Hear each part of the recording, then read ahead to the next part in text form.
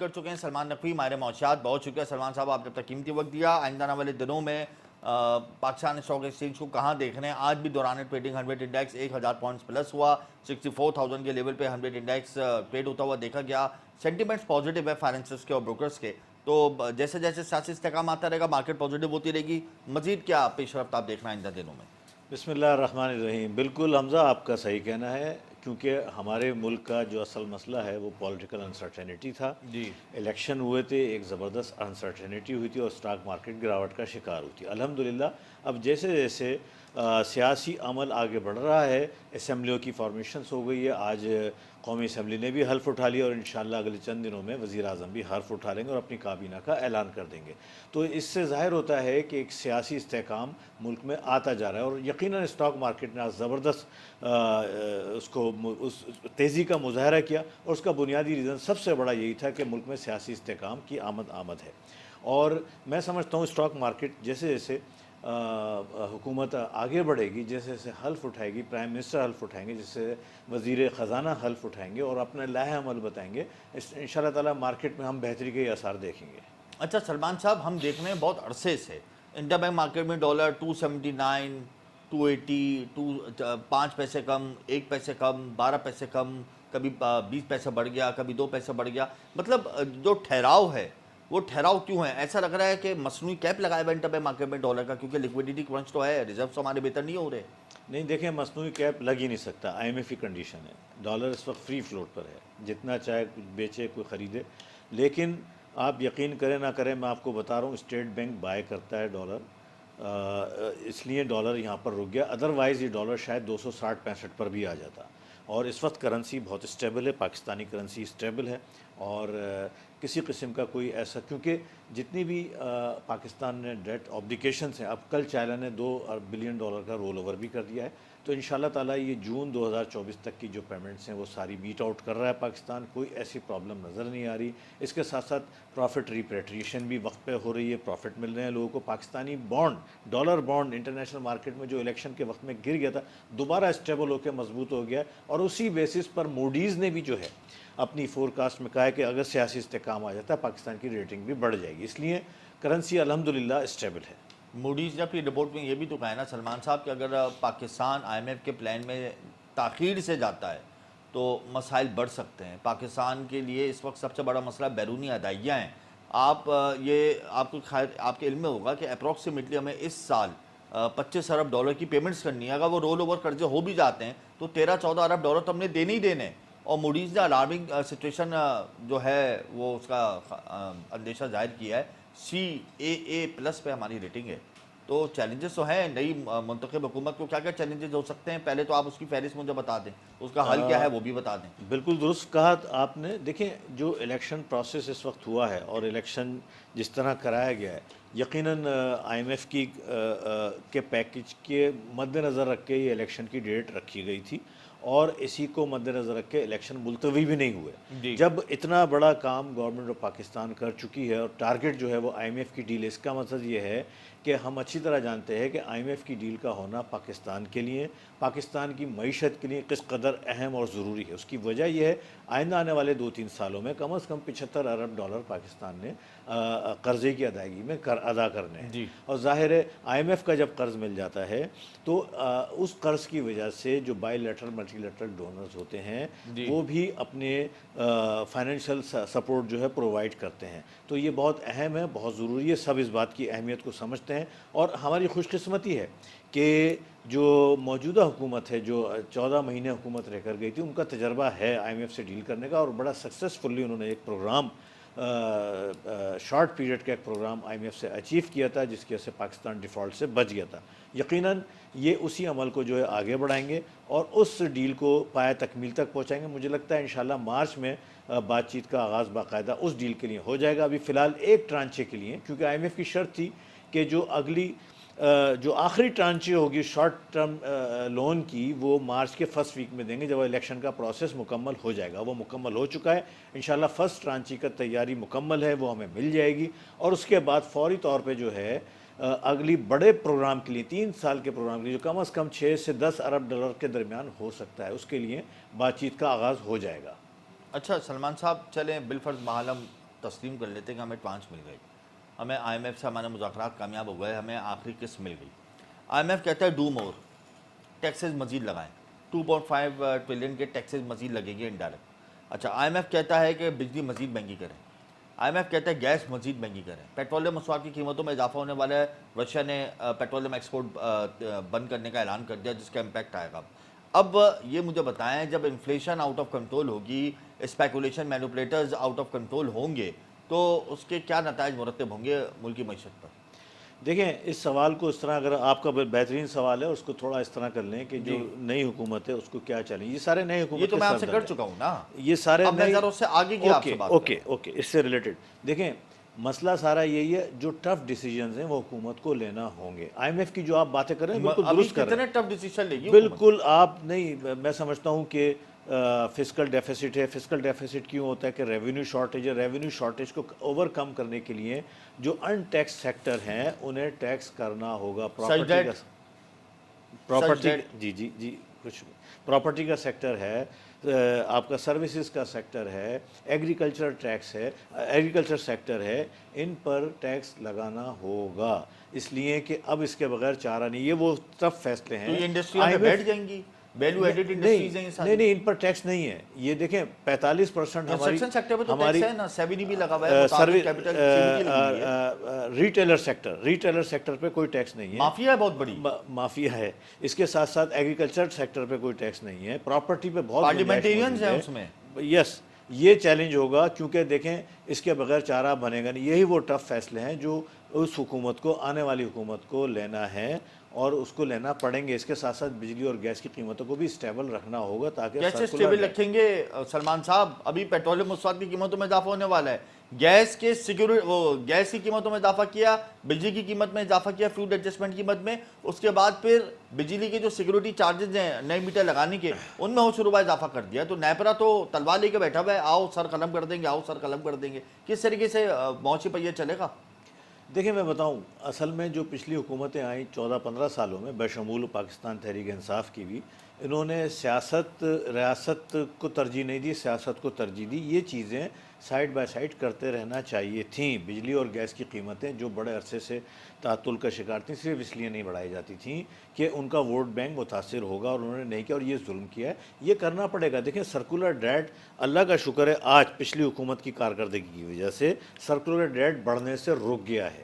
اور سر قرضے بلند ترین سطح پہ پہنچ گئے. 75,000 ارب روپے پاکستان کا مجموعی قرضہ ہے. 131 ارب ڈالر پاکستان کا مجموعی قرضہ ہے. عبوری حکومت نے ریکارڈ قرضے لیے ہیں. 81,000 ارب تک پہنچ چکا ہے جناب. میں آپ کو اور تھوڑا سا سود کی ادائیگیاں شامل کر لیں تو 81,000 ارب روپے تک پہنچ گیا. بالکل, میں تو سود کی ادائیگیاں ہٹا کے بتا رہا ہوں. جی تو سود تو دینا ہے, سود تو دینا ہی دینا ہے.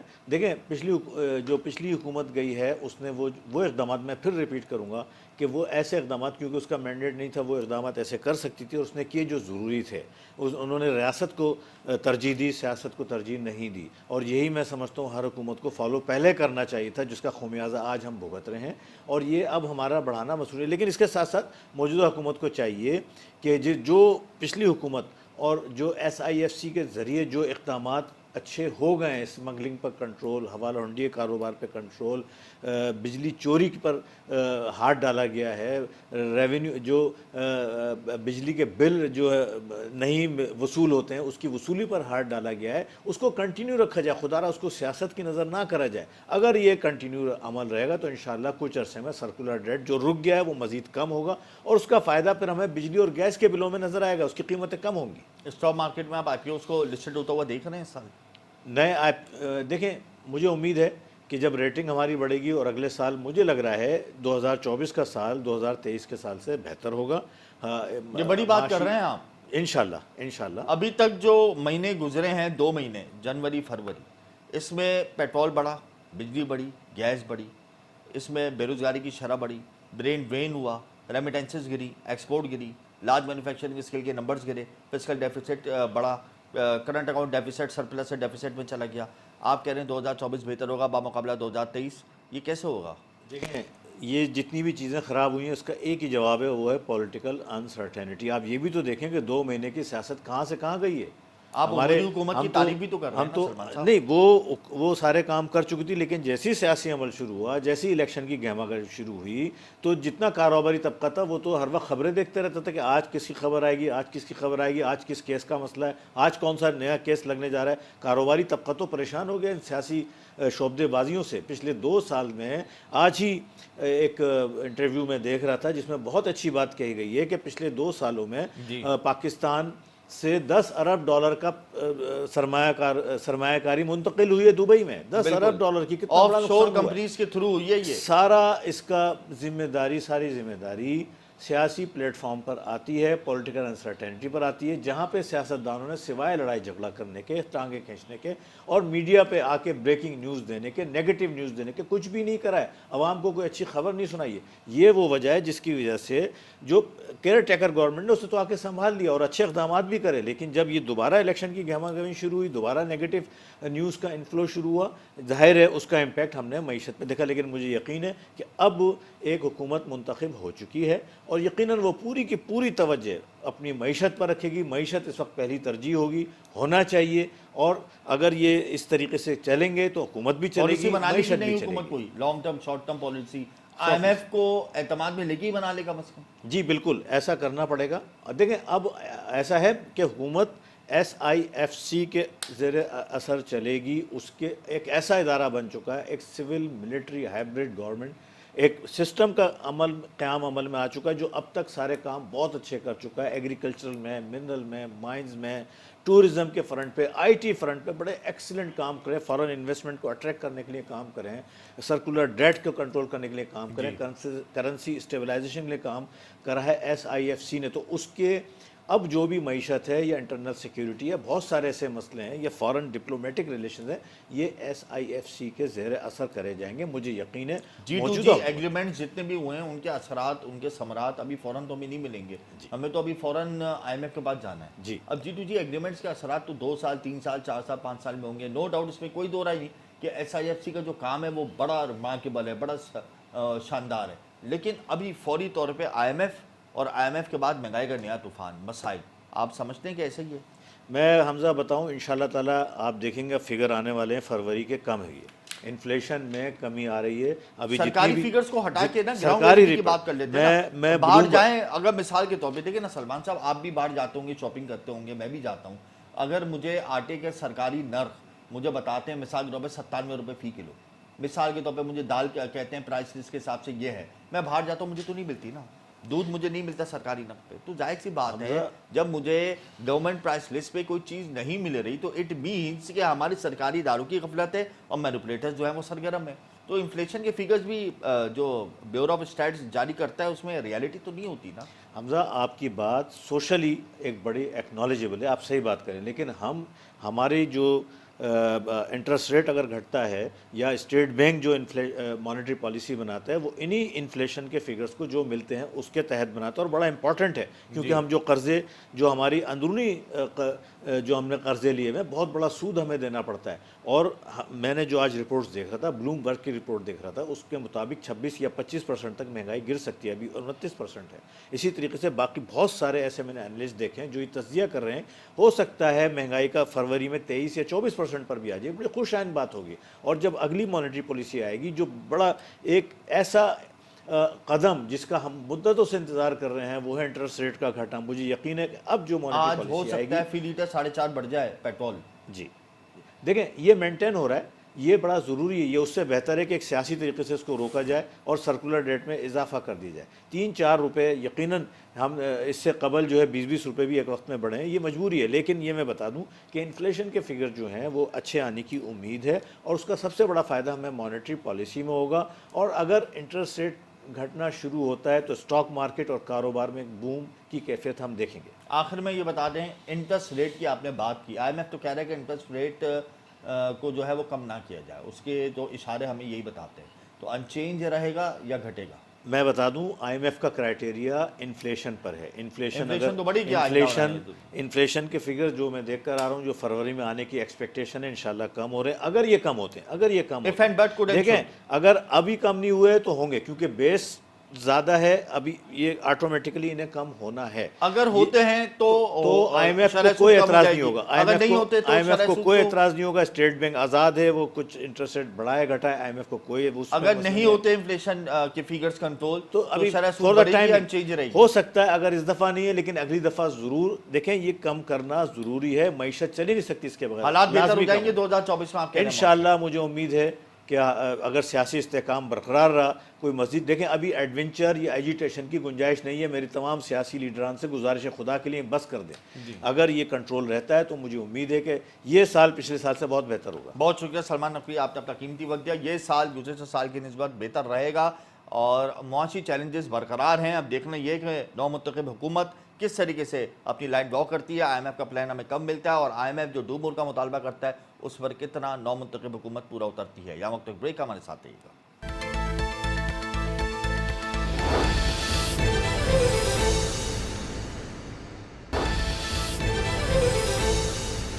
Welcome back. پروگرام میں اس وقت ہمیں جوائن کر چکے ہیں عتیق میر, چیئرمین آل کراچی تاجر اتحاد. بہت شکریہ عتیق صاحب, آپ نے اپنا قیمتی وقت دیا. رمضان کی آمد ہے, مہنگائی کا نیا طوفان سامنے کھڑا ہے. تاجر یہ سوچتے ہیں کہ جب رمضان آتا ہے تو اس کے بعد عید سیزن میں کچھ ان کی سیل بڑھ جاتی ہے. تو گزشتہ سال عید کا اور رمضان کا تو بہت خوفناک رہا تاجروں کے لیے بزنس کے حوالے سے. تو اس دفعہ آپ کیا دیکھتے ہیں؟ دیکھیں, بدقسمتی کی بات ہے کہ جب بھی رمضان المبارک کی آمد ہوتی ہے تو سارے ایک جگہ کھڑے ہو جاتے ہیں. جی یعنی وہ کہتے ہیں نا کہ ایک ہی صف میں کھڑے ہو گئے محمود و ایاز. وہ جتنے بھی مومنین ہیں, مسلمان ہیں, جو سارا سال اللہ رسول کی باتیں کرتے ہیں, منافع خور بن جاتے ہیں, ایک دوسروں کا خون چوسنے کے لیے ذخیرہ اندوزی کرتے ہیں, قیمتیں 3 گنا بڑھ جاتی ہیں. وہ کچھ اب میں دیکھ رہا ہوں, ابھی رمضان کی آمد میں چند روز باقی ہیں لیکن ابھی سے منافع خوروں نے جس طرح دانت تیز کیے ہیں, اشیاء کی قیمتیں بڑھ گئی. سبزی, یہ پھل, دالیں, چاول, جو کچھ بھی رمضان مبارک میں روزے دار کے مصرف میں مگر رہتا وہ ہے. بھی تو تاجر ہیں نا میر صاحب, وہ بھی تو تاجر ہیں. اب ظاہر سی بات ہے تاجر جو ہے وہ ذخیرہ اندوزی کر رہا ہے, منافع خوری کر رہا ہے, اسپیکولیشن کر رہا ہے, مینوپولیشن کر رہا ہے, تو غلط ہے. کوئی بھی کر رہا وہ غلط ہے. اور یہ جو گیپ بڑھ جاتا ہے ہول سیل ہر ریٹیل غلط کے کا, لیے یا پھر چاہے وہ اجناس کا ہو یا ملبوسات کی دکانیں ہوں, اس میں اگر جو بھی اس طریقے سے معاملات ہو رہے ہیں تو وہ غلط ہو رہے ہیں. اسی لیے تو میں آپ سے پوچھ رہا ہوں کہ آپ اس بار ظاہر سی بات ہے بجلی ہوش ربا اضافے کے ساتھ ریکارڈ سطح پہ آ گئی, گیس مہنگی ہو گئی, پیٹرولیم مصنوعات کی قیمتوں میں آج اضافہ ہونے والا ہے, تو اس کا کیا پیٹرول بھی اب امپیکٹ تک آئے نیچے گا؟ نہیں آ سکا. جی دیکھیں, میں جو بات کر رہا ہوں آپ اسے غور سے سنیے. میرا کہنے کا مقصد یہ تھا کہ اشیاء خورد و نوش کی قیمتوں کو ایک خاص کنٹرول کرنے کے لیے, خاص سطح پہ رکھنے کے لیے ادارے موجود ہیں. وہ تمام ادارے ہیں, وہ منافع خوروں کے ساتھ مل جاتے ہیں. وہ تمام ادارے اس کے بینیفیشری بن جاتے ہیں. کہاں جاتا ہے کمشنر؟ ماضی میں ہم دیکھتے تھے پھر کچھ چھاپے, کچھ اشیاء کی قیمتوں کی روک تھام, بیسک نیڈز کے اوپر بڑا کریک ڈاؤن تھا, لیکن اب کہاں ہے سب. تو دوسری بات, اس کا امپیکٹ آتا ہے ان لوگوں پہ جو دیگر کپڑے کے تاجر ہیں, جوتے کے تاجر ہیں, یا وہ جو بیسک نیڈز کے زمرے میں اشیاء نہیں آتی ہیں, جی ان کی جو سیل ہے وہ دن بہ دن کم ہوتی چلی جا رہی ہے. مارکیٹوں میں ویرانی ہے. پچھلے سال بھی یہی ہوا, جب لوگوں کی قوت خرید ختم ہو گئی تو عید سیل سیزن جو میں سمجھتا ہوں کہ موسم بہار ہے تاجروں کے لیے, وہ کس طرح پٹ گیا کہ اس سے زیادہ پچھلے سال کتنا نقصان ماضی ہوا, میں پچھلے سال کتنا آپ نے نقصان اٹھایا, کتنا تخمینہ تھا, وہ کیا ہے, اور اس سال 60 سے 70% مال جم پڑا رہ گیا, نہ بک سکا, اور لوگوں کو جو توقعات تھیں, روایتی سیل تھی, وہ نصف سے زیادہ کم رہی. یہ بہت بڑا میں سمجھتا ہوں رواں ڈیزاسٹر سال تھا کیا پچھلے توقعات سال. ہیں آپ کی, رواں سال کیا توقعات ہیں؟ دیکھیں, معیشت کے اشاریے وہی ہیں, جی بلکہ زیادہ تلخ ہیں, زیادہ دشوار ہیں, زیادہ مشکلات ہیں. تو اس لیے میں سمجھتا ہوں کہ کچھ اللہ کی طرف سے کوئی غیبی مدد ہو جائے تو ایک الگ بات ہے, ورنہ جو ملک کی صورتحال ہے وہی سیاسی کشمکش اسمبلیوں میں آپ دیکھ رہے ہیں, سڑکوں پہ آپ دیکھ سکتے ہیں. جب تک یہ سیاسی آنکڑے رہیں گے معیشت کا کبھی بھی چہرہ روشن نہیں ہوگا. کتنا کاروبار بند ہو گیا ہے, کبھی کیا فیگرز ہیں, کتنے تجارتی مراکز بند ہو گئے ہیں, کتنے لوگوں نے اپنا سرمایہ یہاں سے منتقل کر کے باہر کر لیا ہے, کون کون سے سیکٹرز ایسے ہیں جہاں پہ لوگوں نے دوسرے سیکٹرز میں جا کے اپنی انویسٹمنٹ کر دی. کیا ہے اس حوالے سے ڈسکرپشن آپ کے پاس؟ دیکھیں ایک بڑی تعداد ہے جو ملک سے باہر سرمایہ لے جا چکی ہے، جن جی میں میں سمجھتا ہوں کہ 20 سے 25% سرمایہ کار ایسے ہیں جو اس وقت ملک چھوڑ چکے ہیں. جی کتنے لوگ ہیں جو سٹاک مارکیٹوں سے باہر آ گئے، کتنے لوگ ہیں جنہوں نے یہاں مقامی صنعتیں لگانی تھی جو نہیں لگائیں، کتنے ایسے ٹریڈرز ہیں، ہول سیل یہ ریٹیلرز ہیں جنہوں نے اپنی دکانیں بند کر دیں اور کرایہ دار وہ کرایوں کی ادائیگی سے قاصر رہے. تو اس طرح میں صرف رواں سال تقریباً 30-35% لوگ کاروبار بند کر چکے. جی یہ سلسلہ مزید خراب ہو سکتا ہے اگر جو حکومت بھی آئے گی اس نے اگر لڑائی جھگڑے کو بالائے طاق رکھ کر یہ معیشت کی سمت کو بہتر کرنے کی کوشش نہ کی. اس لیے میں ان تمام لوگوں سے جو موجودہ حالات کو بہتر کرنے کے ذمہ داران ہیں، جی. میں یہی کہوں گا کہ خدا کے لیے معیشت کو، تجارت کو، کاروبار کو مزید بربادی سے، تباہ ہونے سے بچا لیں. آئی ایم ایف اس تو لیے کہ مزید غربت، ریٹیلرز پر ٹیکس لگانے کی بات کر رہا ہے. آئی ایم ایف کہہ رہا ہے ریٹیلرز پر ٹیکس لگائیں، ریٹیلرز کو ٹیکس نیٹ میں لے کر آئیں. دیکھیں جب آمدنی گھٹتی جائے گی اور ٹیکس کی شرح بڑھتی جائے گی اور مہنگائی بھی ناقابل برداشت ہو جائے گی تو یہ توقع رکھنا کہ کھیت اجڑے ہوئے کھیت سے فصل کی امید رکھنا یہ خود فریبی ہے. اس لیے کوئی بھی ٹیکس پالیسی لائیں، سب سے پہلے آپ کاروبار کو سنواریں، بجلی کے بلوں کا بوجھ کم کریں، پیٹرولیم کی قیمتوں کو مزید کم کریں، گیس کے نرخ کم یہ تو کریں، سب ہو نہیں سکتا ٹیکسوں کی عتیق صاحب، شرح یہ کچھ بھی نہیں ہو سکتا نہیں ہو کیونکہ سکتا. تو دیکھیں آبویسلی ٹیکس ہم نے اپنا ڈیفیسٹ کو کنٹرول کرنا ہے تو انہی چیزوں سے کرنا ہوگا بڑھا کر. اس وقت سب سے بڑی بات حمزہ صاحب، ہم جو ہولناک صورتحال ہے، جی ہم جتنا بھی ٹیکس دیتے ہیں وہ ملک کی خوشحالی کے لیے نہیں، آئی ایم ایف کی سود کی قسط دینے کے لیے دے رہے ہیں. آئی ایم ایف کی قسط ادائیگی کے لیے دے رہے ہیں. بہت شکریہ عتیق بھی صاحب، آپ نے اپنا قیمتی وقت ہے. اس میں کوئی دو رائے نہیں کہ ٹریڈرز بھی انتہائی پریشان ہیں، بزنس کمیونٹی کو بھی انتہائی تحفظات ہیں. ظاہر سی بات ہے آنے والے دنوں میں بجلی، گیس، پیٹرولیم مسائل کی قیمتوں میں مزید اضافہ ہوگا. ٹیکس کلیکشن کو بہتر کرنے کے لیے مزید ٹیکسز کو لگانا ہوگا مختلف سیکٹرز میں. تو یہ آئندہ آنے والے دنوں میں معاشی چیلنجز بڑھیں گے. بہرحال امید پہ دنیا قائم ہے. امید کرتے ہیں کہ ایس آئی ایف سی جس طریقے سے کام کر رہا ہے اسی روش کو اپناتے ہوئے نو منتخب حکومت بھی کام کرے. گزشتہ حکومت نے جو پالیسیز بنائی ہیں اسی کو کیری آن کیا جائے اور آئی ایم ایف سے جلد از جلد ڈیل کی جائے. آئی ایم ایف سے ڈیل کرنا کوئی اچھی بات تو نہیں ہے لیکن ہمارے پاس اس کے علاوہ کوئی آپشن بھی نہیں ہے. بہرحال اگر ہم میڈ ان پاکستان کے فارمولے پر عمل کریں گے، لوکلائزیشن کو امپروو کریں گے تو یقیناً ہم اپنی معیشت کو بہتر کرنے میں کامیاب ہو جائیں گے. مجھے میری ٹیم کو اجازت دیجیے، پروگرام کا وقت یہاں ختم ہوتا ہے. اللہ حافظ.